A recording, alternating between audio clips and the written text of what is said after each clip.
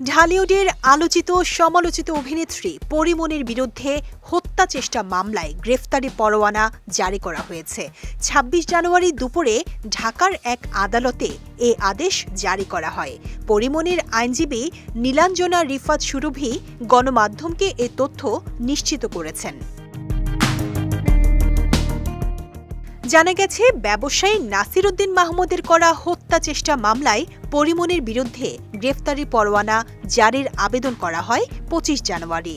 ঢাকার senior judicial magistrate M Saiful ইসলামের আদালতে এই আবেদন করেন বাদীপক্ষের আইনজীবী আবুল কালাম মোহাম্মদ সোহেল। সম্প্রতি মামলার তদন্ত কর্মকর্তা পিবিআই ঢাকা জেলার পরিদর্শক মোহাম্মদ মনির হোসেন ঢাকার চিফ জুডিশিয়াল ম্যাজিস্ট্রেট আদালতে পরীমনি ও তার costume designer Junaid Baghdadi Jimmy ওরফে জিমের বিরুদ্ধে মারধর ও ভয়ভীতি দেখানোর অভিযোগের সত্যতা পেয়েছে মর্মে প্রতিবেদন দাখিল করেন। তবে আরেক আসামি ফাতেমাতুজ জান্নাত বনির বিরুদ্ধে অভিযোগের সত্যতা পাওয়া যায়নি।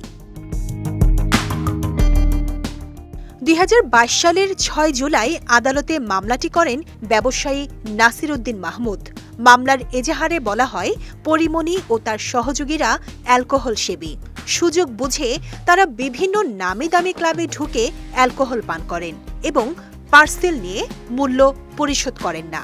পরীমনি তার পরিচিত পুলিশ কর্মকর্তাদের দিয়ে মিথ্যা মামলা করে হয়রানির ভয় দেখান নাসিরকে। ২৫০টিরও বেশি ডিজাইন অপশন নিয়ে ওয়ালটন স্মার্ট ফ্রিজ, বোঝে আপনার প্রয়োজন।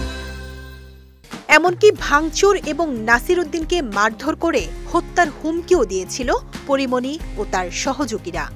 এই ঘটনা ধামাচাপা দেওয়ার জন্য পরীমনি সাভার থানায় বাদীসহ ৬ জনের বিরুদ্ধে ধর্ষণ ও হত্যা চেষ্টার অভিযোগে একটি মামলা দায়ের করেন।